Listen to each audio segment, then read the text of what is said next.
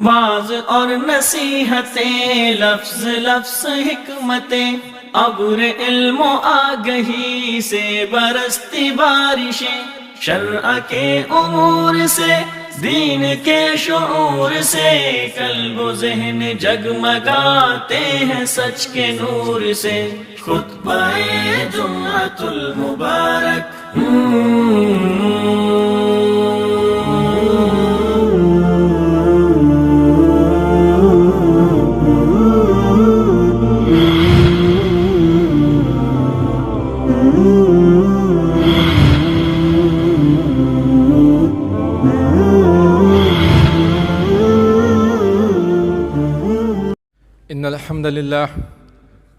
إن الحمد لله نحمده ونستعينه ونستغفره ونؤمن به ونتوكل عليه ونعوذ بالله من شرور أنفسنا ومن سيئات أعمالنا، من يهده الله فلا مضل له ومن يضلل فلا هادي له، ونشهد أن لا إله إلا الله وحده لا شريك له، ونشهد أن محمدًا عبده ورسوله۔ يا أيها الذين آمنوا اتقوا الله وقولوا قولا سديدا يصلح لكم أعمالكم ويغفر لكم ذنوبكم، ومن يطع الله ورسوله فقد فاز فوزا عظيما۔ يا أيها الذين آمنوا اتقوا الله حق تقاته ولا تموتن إلا وأنتم مسلمون۔ أما بعد فإن أصدق الحديث كتاب الله، وخير الهدي هدي محمد صلى الله عليه وسلم، وشر الأمور محدثاتها، وكل محدثة بدعة، وكل بدعة ضلالة، وكل ضلالة في النار۔ رب اشرح لي صدري ويسر لي أمري واحلل عقدة من لساني يفقهوا قولي، اللهم انفعنا بما علمتنا وعلمنا ما ينفعنا وزدنا علما۔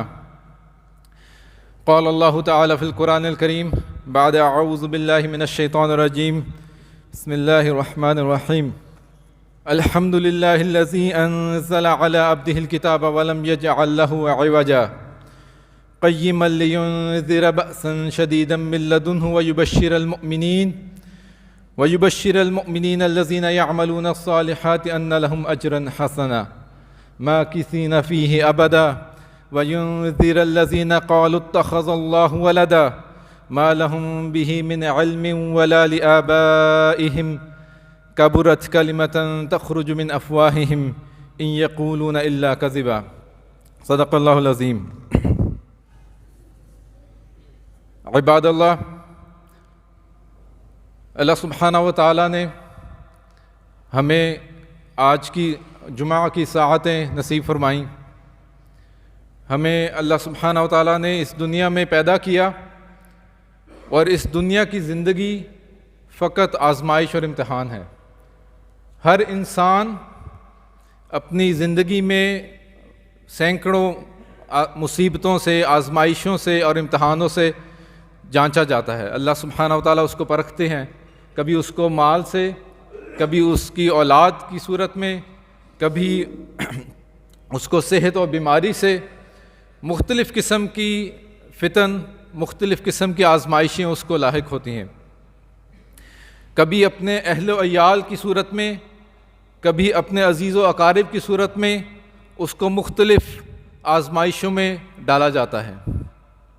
اور اللہ سبحانہ و تعالیٰ کی بہترین مخلوق انبیاء اور رسل بھی اس سے مستثنیٰ نہیں، اور ان کی آزمائش اور ان کے امتحان سب سے مشکل ہیں۔ اس آزمائش اور امتحان کا جو لفظ اللہ سبحانہ و تعالیٰ نے قرآن میں استعمال کیا ہے وہ ہے فتنہ۔ تو ہم دیکھتے ہیں کہ عام طور پہ لوگ کہتے ہیں کہ آج کل پرفتن دور ہے، تو اس آزمائشوں اور فتنوں کے دور میں اپنی اور اپنی اولاد کی حفاظت کیسے کریں، اس کا کوئی لاہ عمل ہمارے پاس ہے؟ تو اللہ سبحانہ و تعالیٰ کا خاص لطف و کرم ہے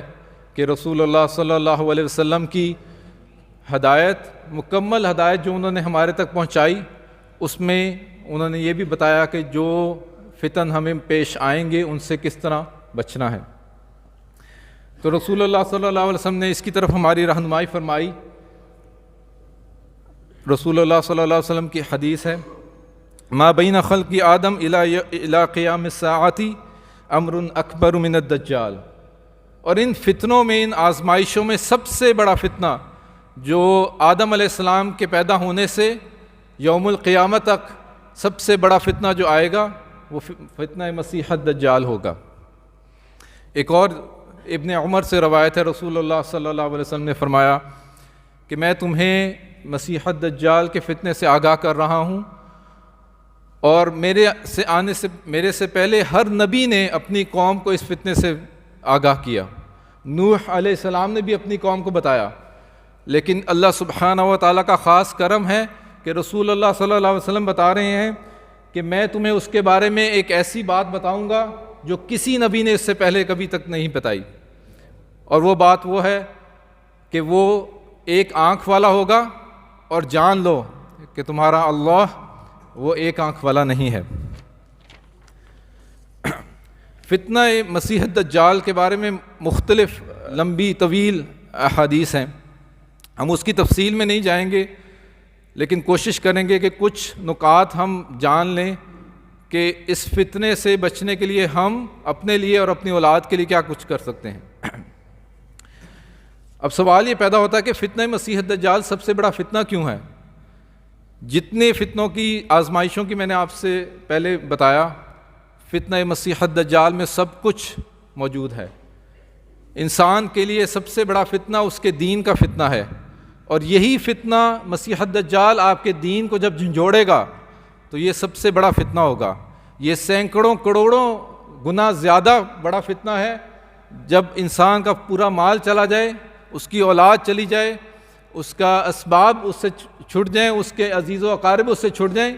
لیکن اس کے دین کو جب جھنجھوڑا جائے اور اس کو دین کا اگر فتنہ لاحق ہو جائے تو یہ سب سے بڑا فتنہ ہے، اور فتنہ مسیح الدجال میں یہ سب کچھ موجود ہے۔ ہم دیکھتے ہیں کہ اس کو وہ بارش بھی برسائے گا، وہ آ کے کہے گا کہ میں نباتات بھی اگا سکتا ہوں، میرے قبضے میں ساری مال و دولت بھی ہے، جنت و دوزخ بھی اپنے ساتھ لے کر چلے گا، وہ زندگی اور موت کے ساتھ بھی ہمیں امتحان میں ڈالے گا، اور موحدین کو، مؤمنین کو ایسے جھنجھوڑے گا کہ وہ اس کی تاب نہ لا سکیں گے۔ تو رسول اللہ صلی اللہ علیہ وسلم نے ہمیں اس کی طرف بھی ہدایت فرمائی کہ آسان سی چیز بتائی کہ ہر نماز میں یہ اس کی اہمیت بھی ہے کہ ہر نماز میں ہم یہ دعا کریں، اللہم انی اعوذ بک من عذاب القبر واعوذ بک من عذاب جہنم واعوذ بک من فتنۃ المسیح الدجال واعوذ بک من فتنۃ المحیا والممات۔ تو یہ واحد وہ فتنہ ہے جس کا رسول اللہ صلی اللہ علیہ وسلم نے کہا کہ ہر نماز میں ہم اس سے پناہ مانگیں۔ اب رسول اللہ صلی اللہ علیہ وسلم نے اس سے بچنے کا اور طریقہ ہمیں کیا بتایا؟ مشہور حدیث ہے، آج کل ہم آپس میں شیئر بھی کرتے ہیں، ابو درداء رضی اللہ عنہ نے بیان کیا کہ رسول اللہ صلی اللہ علیہ وسلم نے فرمایا، من حفظ 10 آیات من اولی سورۃ الکہف عصم من فتنۃ الدجال، کہ جس نے، اور ایک اور حدیث میں ہے من آخر الکہف، یعنی جس شخص نے سورہ الکہف کی پہلی 10 آیات یاد کر لیں، ان کو حفظ کر لیا، اور دوسری حدیث میں کہ آخری 10 آیات کر لیں تو وہ فتنہ مسیح الدجال سے بچ گیا۔ ایک اور مشہور حدیث میں ابو سعید رضی اللہ عنہ بیان کرتے ہیں، من قرأ سورۃ الکہف یوم الجمعہ اضاء لہ ما بین الجمعتین، کہ جس شخص نے سورہ الکہف ہر جمعہ کو پڑھ لی تو یہ اس کے لیے ایک نور ہوگا 2 جمعوں کے درمیان۔ اب ہمارے لیے ضروری یہ ہے کہ صرف یاد کر لینے سے ہمیں وہ فوائد اور وہ سبق پتہ چل جاتے ہیں جس کے ذریعے یہ ہمارے لیے نور اور ہدایت ہوگا ہر جمعے سے اگلے جمعے تک۔ کیا ہم نے ان 10 آیتوں پہ غور کیا کہ اس میں اللہ سبحانہ و تعالیٰ ہمیں کیا بتا رہے ہیں، ہمیں کس طرح تیار کر رہے ہیں کہ ہم مسیح الدجال کے لیے بھی تیار ہوں، اور اپنی زندگی میں جو بھی فتنے آئیں ہم اس کے لیے بھی اللہ سبحانہ و تعالیٰ ہمیں اس کے لیے جو تیار کر رہے ہیں ہم اس کو سمجھ لیں۔ تو یہ سب سے بڑی کوشش ہے جو ہمیں آج کرنی ہے کہ ہم ان پہلی 10 آیتوں میں اور سورہ الکہف میں سمجھیں کہ اللہ سبحانہ و تعالیٰ نے ہمیں کون سے دروس دیے ہیں جو ان فتنوں سے ہماری اور ہماری اولاد کی نجات کا ذریعہ بنیں گی۔ اللہ سبحانہ و تعالیٰ نے سورہ الکہف کو شروع کیا الحمدللہ الذی انزل علی عبدہ الکتاب. شروع سے ہی یہ سورہ خوشی کا پیغام ہے. یہ شروع سے ہی اللہ سبحانہ و تعالیٰ کہہ رہے ہیں الحمدللہ کہ خوش ہو جاؤ تم لوگ. الحمدللہ الذی انزل علی عبدہ الکتاب. یہ اسی طرح ہے، یہ الحمدللہ شکر کا کلمہ ہے. آپ سوچیں کہ ایک شخص ڈوب رہا ہو، طوفان ہے، سمندر ہے اور ڈوب رہا ہے، اس کو ایک ہیلی کاپٹر سے اس کو ایک رسی لٹکائی جائے اور اس کو لائف بوٹ اس کو دے رہے ہیں یا اس کو جیکٹ دے رہے ہیں تو وہ اس کو مضبوطی سے تھام لے گا. یہی وہ سچویشن ہے، یہی وہ حالت ہے جو اللہ سبحانہ و تعالیٰ اس آیا میں بیان کر رہے ہیں کہ مؤمن کی جب وہ اس سورہ کو شروع کرے، اس کو پڑھنا شروع کرے تو اس کا تعلق کیا ہوگا اس سورہ کے ساتھ؟ الحمدللہ الذی انزل علی عبدہ الکتاب، کہ اللہ سبحانہ و تعالیٰ تیرا لاکھ لاکھ شکر ہے اور تیرے لیے ہی سب تعریفیں ہیں، ہر طرح کی تعریفیں اور ہر شکر تیرے ہی لیے ہے کیونکہ تو نے یہ کامل ہدایت اپنے بندے پہ نازل فرمائی. آپ سمجھیں کہ یہ سورہ اور قرآن پورے کا پورا وہ ہدایت ہے، وہ نقشہ ہے کہ اگر کوئی انسان کسی صحرا میں گم ہو جائے اور اس کو اپنی منزل کا پتہ دینا ہو تو اس کو ایک نقشہ کوئی لا کے دے دے. وہ بھٹک رہا ہو، بھوکا پیاسا ہو، اس کو نقشہ لا کے دے دے تو اس کی کیا حالت ہوگی؟ یہ وہی حالت ہے، یہ وہی اس کی خواہشات ہیں جب وہ بولے الحمدللہ الذی انزل علی عبدہ الکتاب ولم یجعل لہ عوجا. اور جب وہ یہ خوشی کا تعلق اس سورہ سے، اس قرآن سے جوڑ لے گا تو اس کے بعد اس کے لیے کیا ضروری ہے کہ وہ کہے الذین یعملون الصالحات ان لہم اجرا حسنا. اور آخری 10 آیتوں سے جب اس کا تعلق ہم جوڑیں گے ان الذین آمنوا وعملوا الصالحات کانت لہم جنات الفردوس نزلا، کہ اس کا شکر کا کلمہ، اس کا خوشی کا اظہار جب اس نے اس کو ہدایت مان لیا، اس سورہ سے محبت پیدا کر لی، اس قرآن کو اپنا نور اور اپنی ہدایت مان لیا، نیک عمل کیے تو اس کو اللہ سبحانہ و تعالیٰ نے جنت الفردوس سے نواز دیا. جب اس کا تعلق جتنا مضبوط ہوگا جنت الفردوس میں اتنا ہی اعلیٰ مقام و مرتبے پر وہ فائز ہوگا. جو شخص دنیا میں قرآن کے ساتھ تعلق پر خوش ہو گیا، اللہ سبحانہ و تعالیٰ اس کو آخرت میں بھی یوم القیامہ پہ بھی خوش کر دیں گے جنت الفردوس کے ساتھ نواز کر. رسول اللہ صلی اللہ علیہ وسلم نے فرمایا ابشروا فإن هذا القرآن ترفت بيده الله وترفت بأيديكم فتمسكوا به فإنكم لن تهلكوا ولن تضلوا بعده أبدا. کہ خوش ہو جاؤ، تمہارے لیے خوشخبری ہے کہ یہ قرآن اس کا ایک سرا اللہ سبحانہ و تعالیٰ کے ہاتھ میں ہے اور ایک سرا تمہارے ہاتھ میں ہے، اور اگر تم اس کو تھامے رکھو گے تو نہ تم کبھی ہلاک ہوگے اور نہ ہی کبھی گمراہ ہوگے. اب ہم اگلی آیت کی طرف چلتے ہیں جس میں اللہ سبحانہ و تعالیٰ نے اصحاب الکہف کا ذکر کیا.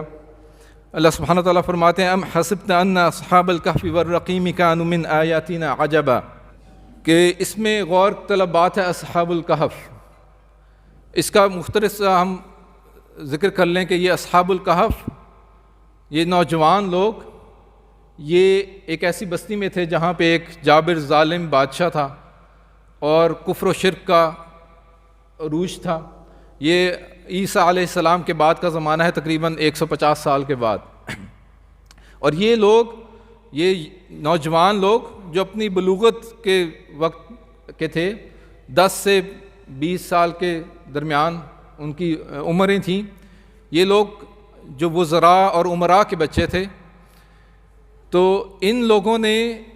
اپنی پوری بستی، اپنے پورے ملک میں جہاں پہ کفر و شرک پھیلا ہوا تھا اس سے انکار کیا، اور انہوں نے کہا ہم اللہ سبحانہ و تعالیٰ کی خالص توحید پر قائم رہیں گے، اور انہوں نے اس کا انکار کیا، وہ جو رسومات ہوتی تھیں.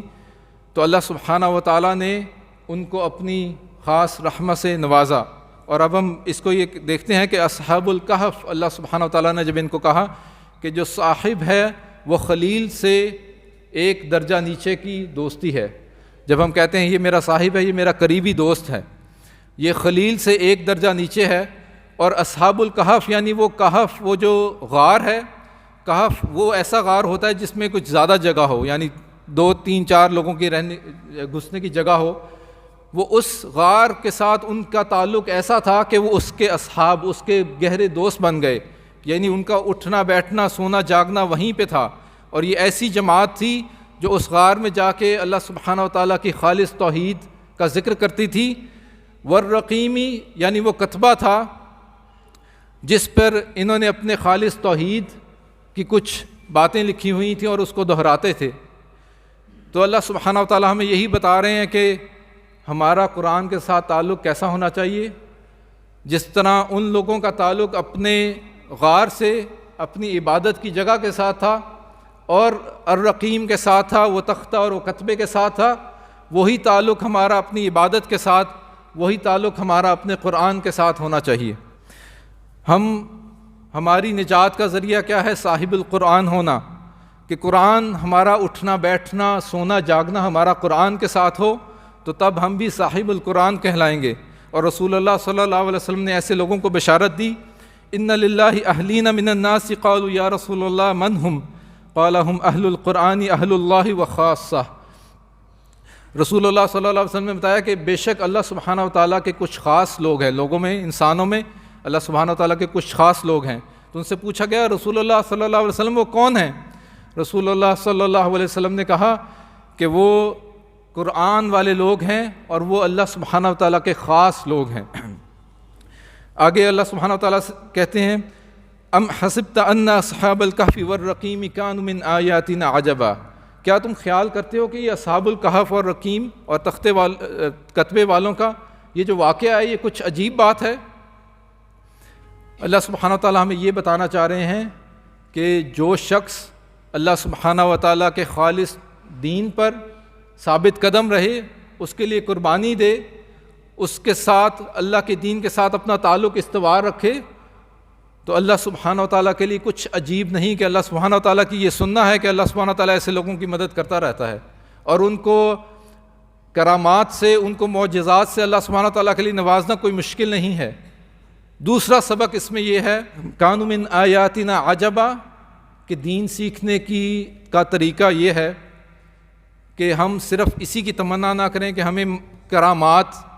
اور اس طرح کے واقعات سنائیں گے جائیں جن سے ہم سبحان اللہ اور اللہ اکبر اور ہمارا ایمان جو ہے بہت زیادہ تر و تازہ ہو جائے. اللہ سبحانہ و تعالیٰ کہتے ہیں کہ خالی ان کرامات اور ان معجزات کی تمنا کرنا بھی دین سیکھنے کا صحیح طریقہ نہیں. اللہ سبحانہ و تعالیٰ کی آیات اور نشانیاں تو زمین و آسمان کے پیدا کرنے میں، سورج اور چاند ستاروں میں، اس سمندر اور زمین میں، ان سب چیزوں میں پھیلے ہوئے ہیں. بتانا یہ چاہ رہے ہیں اللہ سبحانہ و تعالیٰ کہ چاند بھی اللہ سبحانہ و تعالیٰ کی نشانی ہے، اس کا صرف 2 ٹکڑے ہو جانا صرف یہ اللہ سبحانہ و تعالیٰ کے لیے کوئی مشکل نہیں ہے. جو اللہ سبحانہ و تعالیٰ وہ ذات ہے کہ جب وہ چاند کو پیدا کر سکتے ہیں تو اس کو 2 ٹکڑے کر دینا اپنے حکم سے، یہ اللہ سبحانہ و تعالیٰ کے لیے کوئی عجیب بات نہیں. سمندر بھی اللہ سبحانہ و تعالیٰ کی نشانی ہے اور آیات میں سے ہے، اور اس کا 2 لخت ہو جانا، اس کے اندر راہ نکل جانا، یہ اللہ سبحانہ و تعالیٰ کے لیے کوئی مشکل نہیں. لیکن اسی چیز کی تمنا کرنا یہ دین سیکھنے کا صحیح طریقہ نہیں. اللہ سبحانہ و تعالیٰ ہمیں جو اپنی آیات بتاتے ہیں ان کو بھی ہمیں توجہ دینی ضروری ہے. اس سے آگے اگلی آیا میں جو دعا ہے اور ان نوجوان لوگوں نے وہ دعا کی،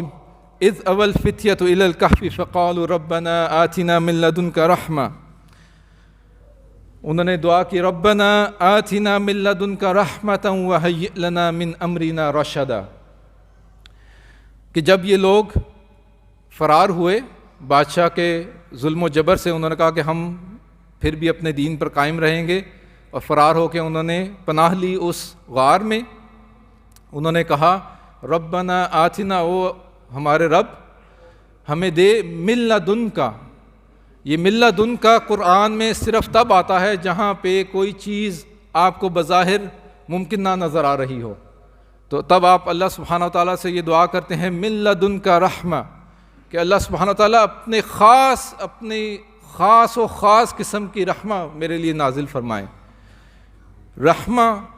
جو ہے وہ رحم سے نکلا ہے. رحم عربی زبان میں وہ ہم اردو زبان میں بھی رائج ہے کہ رحم مادر سے کہتے ہیں، اور عرب اس کو اس طرح سمجھتے تھے کہ جب بچہ ماں کے پیٹ میں ہوتا ہے تو اس کو اس کی تمام ضروریات، جو کچھ اس کو چاہیے، اس کو غذائی ضروریات، اس کی جسمانی ضروریات، سب کچھ اللہ سبحانہ و تعالیٰ نے اس کو میسر کی ہوتی ہیں، اور اس کو اپنے لیے کچھ نہیں کرنا۔ ماں کچھ کھائے یا نہ کھائے، اس کو ہر چیز، اس کی حفاظت، اس کو ضروریات سب کچھ پوری ہو رہتی ہیں۔ تو اس کو رحم کہتے ہیں، اسی لیے اللہ سبحانہ و تعالیٰ کے نام ہے الرحمن الرحیم۔ تو جب ان نوجوانوں نے کہا من لدنک رحمتاً، تو انہوں نے کہا اللہ سبحانہ و تعالیٰ ہمیں اس وقت آپ کی خاص رحمہ کی ضرورت ہے، ایسی رحمہ جو ہمیں اپنے اندر لپیٹ لے اور ہمارے معاملات کو درست کس طرح کرے۔ وَهَيِّئْ لَنَا مِنْ أَمْرِنَا رَشَدًا، ہیئ کہتے ہیں کہ جب اس کو کسی چیز کو اس کی شکل تبدیل کر دی جائے، تو ہمارے جو معاملات ہیں وہ بظاہر اتنے مشکل ہیں کہ ہمیں تبدیل ہوتے نظر نہیں آ رہے۔ سارا قصبہ، ساری بستی، پورے بادشاہ کی فوجیں سب ہمارے خلاف ہیں۔ اللہ سبحانہ و تعالیٰ ہمیں آپ سے خاص رحمہ کی ضرورت ہے، اور ہم آپ کو یہ بھی نہیں کہہ رہے، اس میں جو کہہ رہے ہیں من لدنک رحمہ، وہ اس چیز کے شکر گزار ہیں کہ اللہ سبحانہ و تعالیٰ، ہم یہ نہیں کہتے کہ آپ ہمارے لیے رحیم پہلے نہیں تھے۔ وہ یہ بھی نہیں شکوہ کر رہے کہ اللہ سبحانہ و تعالیٰ ہم تو موحد ہیں، یہ بادشاہ ہمارے پیچھے کیوں پڑا ہوا ہے۔ وہ یہ بھی نہیں کہہ رہے کہ اللہ سبحانہ و تعالیٰ ہم تو آپ کے نام لینے والے ہیں، ہمیں اتنے سخت فتنے میں، دین کے فتنے میں آپ نے کیوں مبتلا کیا۔ لیکن وہ اللہ سبحانہ و تعالیٰ سے شکر گزار ہو رہے ہیں اور کہہ رہے ہیں کہ ہمیں ہمیشہ تو نے اپنے فضل و کرم سے، اپنی رحمت سے ہماری مدد کی ہے، آج ہمیں من لدنک رحمہ، ایک خاص رحمہ کے ذریعے ہمارے معاملات کو اس طرح تبدیل کر دیں کہ ہمیں ہدایت ملے۔ اور اللہ سبحانہ و تعالیٰ سے جب یہ انہوں نے دعا کی، اور یہ وہ لوگ تھے جنہوں نے اپنا سب کچھ دین و دنیا اللہ سبحانہ و تعالیٰ کے دین کے لیے قربان کر دیا، یہ وہ لوگ تھے جو واپس اپنے گھروں پہ نہیں گئے، یہ وہ لوگ تھے جو امراء اور وزراء کے بچے تھے، ان کے اور نوجوان لوگ تھے جن کے آگے اپنی پوری زندگی تھی، ان کا مستقبل تھا، ان کی مال و دولت تھی ان کے پاس، اور انہوں نے جب اللہ سبحانہ و تعالیٰ کے دین کے لیے اپنے اس تعلق کی بنا پر کھڑے ہو گئے اور اللہ سبحانہ و تعالیٰ سے دعا کی، تو اللہ سبحانہ و تعالیٰ نے ان موحدین کو، ان اپنے مؤمنین کو اللہ سبحانہ و تعالیٰ نے اپنی رحمہ سے کس طرح نوازا۔ فَضَرَبْنَا عَلَىٰ آذَانِهِمْ فِي الْكَهْفِ سِنِينَ عَدَدًا، یعنی فوراً اسی وقت اللہ سبحانہ و تعالیٰ نے ان کے کانوں پہ وہ تھپکی، جس طرح ماں ایک تھپکی دیتی ہے، ضربہ ہوتا ہے مارنا، تو جس طرح ماں ابھی بھی اپنے بچے کو جب تھپکی دیتی ہے تو اس کے کان پہ اس کو تھپکی دے کے سلاتی ہے، تو اللہ سبحانہ و تعالیٰ نے جو خاص رحمہ ان کے لیے کی کہ ایک ماں کی محبت کی طرح ان کے کانوں پہ ایسے تھپکی دی کہ وہ کئی 100 سالوں کے لیے سو گئے، اور ایسا سوئے، کہاں سوئے؟ ایک غار میں، جو کوئی نہ آرام دہ جگہ ہے، جہاں پہ بچھو بھی ہیں، سانپ بھی ہیں، جہاں پہ کھانے کا انتظام نہیں ہے، جہاں پہ نہ روشنی آتی ہے، نہ ہوا کا انتظام ہے، تو ایسی جگہ میں اللہ سبحانہ و تعالیٰ نے اپنی رحمہ میں ان کو ایسے لپیٹ لیا کہ ان کو کسی چیز کی ضرورت نہیں تھی، اور اللہ سبحانہ و تعالیٰ نے ان کو کئی 100 سالوں تک اس میں سلائے رکھا، اور اس کے بعد دوبارہ بھی اٹھایا۔ تو ہمارے لیے یہ جاننا ضروری ہے کہ اللہ سبحانہ و تعالیٰ نے ان پہ جو خاص رحمہ کی، نہ صرف ان کو سلایا، ان کو جس طرح ماں اپنے چھوٹے بچے کو کروٹیں بدلتی ہے، ان کو کروٹیں بھی بدلیں، ہر وقت، ہر روز، ہر دن ان کے لیے کرامات کی بارش ہوتی رہی، سورج ان کے لیے ٹیڑھا ہو کے وہاں سے گزرتا رہا تاکہ ان پہ ڈائریکٹ سیدھی شعائیں نہ پڑیں، اور اللہ سبحانہ و تعالیٰ ان کو کروٹیں دیتے رہے، ان کی آنکھیں کھلی رہیں۔ اس کی تفاسیر میں اس کی تفصیل آتی ہے، تو اللہ سبحانہ و تعالیٰ نے ہر طرح سے ان کو اپنی رحمہ میں لپیٹ لیا۔ اور جب ہم یہ دعا کریں گے، جب ہم یہ سیکھیں گے پہلی 10 آیات سے، جب ان کو حفظ کریں گے، ان کو پڑھیں گے، تو اللہ سبحانہ و تعالیٰ ہماری بھی مدد فرمائے گا، اور ان فتنوں سے اور ان مشکلات سے ہمارے لیے آسانی پیدا فرمائے گا۔ اس سے ایک اور سبق جو ہمیں ملتا ہے وہ یہ ہے کہ ہماری کوششیں اور ہماری اس قوتیں کس مقصد کے لیے صرف ہوتی ہیں وہی ہماری ترجیح کو متعین کرتی ہیں۔ اگر ایک شخص کے 2 گھر ہوں اور ایک گھر کے اوپر وہ سرمایہ بھی لگاتا رہے، اس کو تزئین و آرائش بھی کرتا رہے، اور ہر وقت اس گھر کو بہتر سے بہتر، اس کی اگلی سٹوری، اس کے اوپر ایک اور گھر، اس کے اوپر ایک اور کمرہ، اور اس کو تزئین و آرائش کرتا رہے، اور اس کے بعد کچھ سالوں بعد اسے کہا جائے کہ اپنے دوسرے گھر میں چلے جاؤ، تو وہ کہے گا نہیں وہ تو گھر میں نے ویسے ہی چھوڑا، کھنڈر بنا ہوا ہے، میں نے تو وہاں نہیں جانا۔ تو اسی طرح ہمیں یہ دیکھنا ہے کہ ہماری توانائیاں، ہماری کوششیں اللہ سبحانہ و تعالیٰ کے دین کے لیے ہیں کہ نہیں، کیا ہم نے اپنا کچھ وقت وہ تعلق قرآن سے استوار کیا ہے کہ نہیں، کیا ہماری کوئی ایسا وقت ہم نے مخلص کیا ہے اپنے اللہ سبحانہ و تعالیٰ کے لیے، قرآن کے لیے، کہ ہم اس کو یاد کریں، قرآن کو، ان 10 آیتوں کو اور اس پوری سورہ کو، ہم مساجد سے اپنا تعلق جوڑ لیں۔ تو یہ سب چیزیں ہماری ترجیح کو بتائیں گی کہ ہماری ترجیح کیا ہے دنیا میں، اور ہماری کوششیں جس سمت میں ہوں گی وہی ہماری ترجیح ہوگی۔ اس کے بعد ہم ایک اور واقعہ جو ہمیں بتائے گا کہ اللہ سبحانہ و تعالیٰ نے ہمیں کس طرح ہدایت دی کہ ہم اپنی اولادوں کو کس طرح بچا سکتے ہیں، وہ ہے موسیٰ اور خضر کا واقعہ۔ اس میں 4 واقعات ہیں سورہ الکہف میں، صرف آخری واقعہ پہ ہم غور کریں گے کچھ لمحات میں، کہ موسیٰ اور خضر نے جب ایک علم کی جستجو تھی اور انہوں نے سفر کیا، تو خضر نے ان کو 3 مقامات پہ 3 عمل کیے جس کے بارے میں موسیٰ علیہ السلام نے صبر نہ کر سکے اور انہوں نے سوال کیا۔ اس میں سب سے پہلے یہ تھا کہ جب ایک کشتی پہ سوار ہوئے اور انہوں نے کشتی کو اس میں نقص، اس کا تختہ کو کھینچ دیا، اس کو نکال دیا تاکہ وہ اس میں نقص ہو جائے۔ دوسرا یہ تھا کہ انہوں نے ایک بچے کو دیکھا تو خضر علیہ السلام نے انہوں نے اس بچے کو مار دیا۔ ہم اس کی تفصیل میں جائیں گے۔ وَأَمَّا الْغُلَامُ فَكَانَ أَبَوَاهُ مُؤْمِنَيْنِ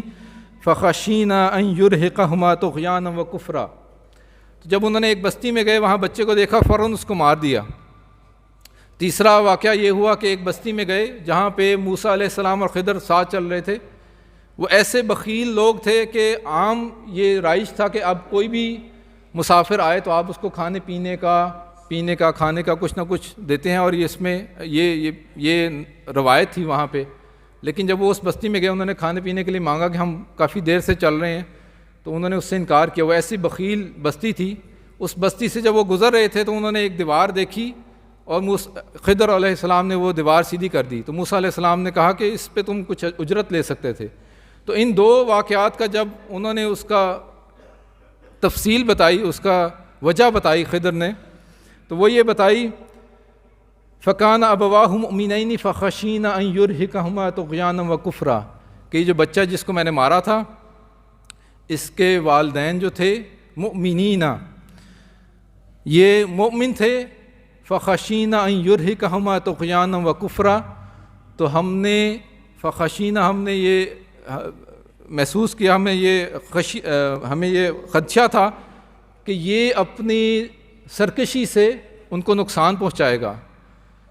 تو اللہ سبحانہ و تعالیٰ کی جو رحمہ ہے وہ ہمارے لیے تب بھی برسر و پیکار ہوگی اگر ہم مؤمن ہوں گے، تو اللہ سبحانہ و تعالیٰ ہمیں سرکش اولاد سے، ان کی سرکشی سے بھی محفوظ فرماتے ہیں۔ اردنا ان یبدلہما ربہما خیرا منہ زکاۃ واقرب رحمہ وَأَمَّا الْجِدَالُ فَكَانَ لِغُلَامَيْنِ يَتِيمَيْنِ فِي الْمَدِينَةِ وَكَانَ تَحْتَهُ كَنْزٌ لَهُمَا وَكَانَ أَبُوهُمَا صَالِحًا فَأَرَادَ رَبُّكَ أَنْ يَبْلُغَ أَشُدَّهُمَا وَيَسْتَخْرِجَ كَنْزَهُمَا رَحْمَةً مِّن رَّبِّكَ وَمَا فَعَلْتُ عَنْ أَمْرِي۔ دوسرے واقعے میں اللہ سبحانہ و تعالیٰ نے بتایا کہ وہ جو دیوار تھی، اس دیوار میں ایک خزانہ تھا۔ علماء کہتے ہیں کہ وہ خزانہ علمی خزانہ تھا، کچھ سونے کی تختیوں پہ کچھ علمی باتیں لکھی ہوئی تھیں، اور وہ جو یتیم تھے، 2 یتیم بچے تھے، ان کا والد ابوہما، یا والد یا ماں باپ میں سے دونوں ایک، کہ ان کو یہ خزانہ مل سکے جب وہ بڑے ہوں۔ تو ہمیں اس سے یہ پتہ چلتا ہے کہ ہم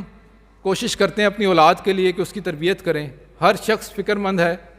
کہ اپنی اولاد کی تعلیم و تربیت پر سرمایہ خرچ کرتا ہے، مال و دولت اکٹھا کرتا ہے، گھر بار، سواریاں، بڑے بڑے گھر، پلاٹ، چیزیں، سونا چاندی. لیکن کیا چیز ہے جو یہ انتظام کر سکتی ہے کہ ہماری اولاد کی جو سرکشی ہے اس سے بھی اللہ سبحانہ وتعالیٰ ہمیں بچا لے، ہمیں اس کا نعم البدل بھی عطا کرے، ہماری اولاد جو ہے وہ سہل اور ہدایت پر بھی آ جائے؟ اس کے لیے کیا چیز ضروری ہے؟ وہ ہے رحمہ، اللہ سبحانہ وتعالیٰ کی رحمہ. اور یہی اس میں اللہ سبحانہ وتعالیٰ بتا رہے ہیں کہ جب اللہ سبحانہ وتعالیٰ کی رحمہ آپ کے ساتھ ہے، اور رحمہ کن کو ملے گی؟ جو اپنا مقام مسلم سے اوپر اٹھا کر مؤمن یا محسن کے لیول پہ ہوں گے، اللہ سبحانہ وتعالیٰ ان کے لیے اپنی رحمہ، خاص رحمہ کرے گا کہ نہ آپ کو اولاد کی سرکشی تنگ کر سکے گی، اور اگر آپ اس دنیا میں نہ بھی رہیں، آپ کو کچھ مال و اسباب چھوڑنے کی ضرورت نہیں. اللہ سبحانہ وتعالیٰ ان یتیم بچوں کو بھی ایسی تربیت اور ایسی ہدایت سے نوازے گا کہ آنے والی دنیا میں ان کا نام رہے گا. اور عظیم اور جلیل القدر ہمارے علماء اور ائمہ یہ اس کی مثال ہیں. ہم دیکھتے ہیں کہ امام البخاری وہ یتیم تھے، بچپن میں یتیم ہوئے، لیکن ان کی والدہ نے 12 سال کی عمر میں وہ نابینا بھی ہو گئے، اور ان کی والدہ نے ان کی تربیت ایسے کی، وہ اتنی صالحہ اور اتنی عبادت گزار تھیں، انہوں نے اتنی خوبصورت اور اتنی شدید قسم کی اللہ سبحانہ وتعالیٰ سے دعا کی کہ بے شک ڈاکٹروں نے اور معالج نے جواب دے دیا تھا کہ اس کی بینائی واپس نہیں آئے گی. 16 سال کی عمر میں ان کی بینائی واپس آ گئی، اور ان کی والدہ کو بینائی واپس آنے سے پہلے خواب میں ابراہیم علیہ السلام آئے، اور انہوں نے کہا کہ اللہ سبحانہ وتعالیٰ کو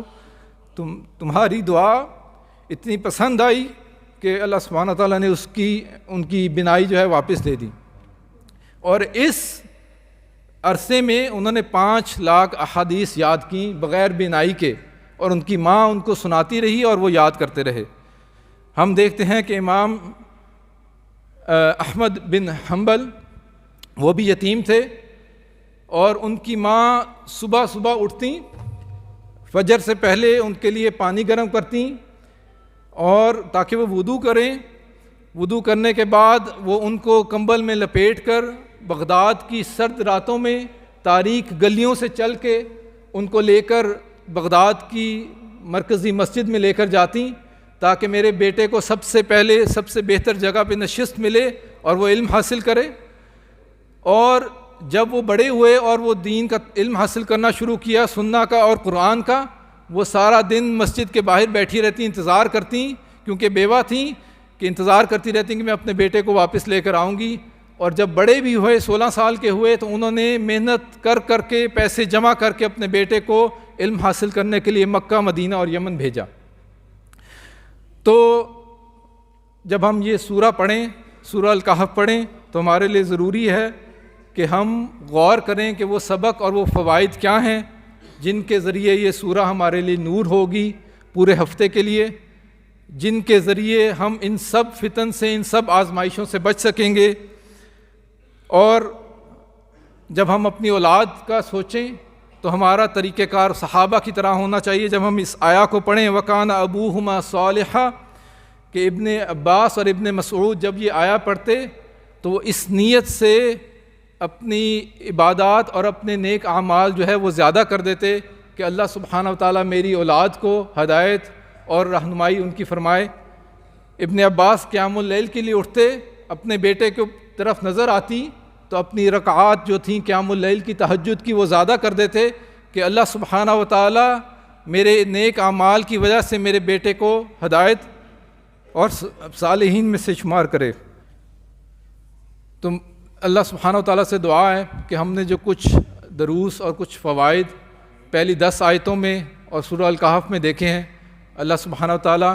ہمیں ان کو سمجھنے اور ان پر عمل کرنے کی توفیق عطا فرمائے. ہمیں مؤمنین اور صالحین کی صف میں شامل ہونے کی لگن ہمارے درمیان پیدا کرے، اور ہمیں اس کی طرف کوشش کرنے کی ہمت اللہ سبحانہ وتعالیٰ دے تاکہ ہماری اولادیں اس فتنوں کے دور میں، ان آزمائشوں کے دور میں سرخرو ہو سکے۔ وَأَقُولُ قَوْلِي هَٰذَا وَأَسْتَغْفِرُ اللَّهَ لِي وَلَكُمْ وَلِسَائِرِ الْمُسْلِمِينَ فَاسْتَغْفِرُوهُ إِنَّهُ هُوَ الْغَفُورُ الرَّحِيمُ۔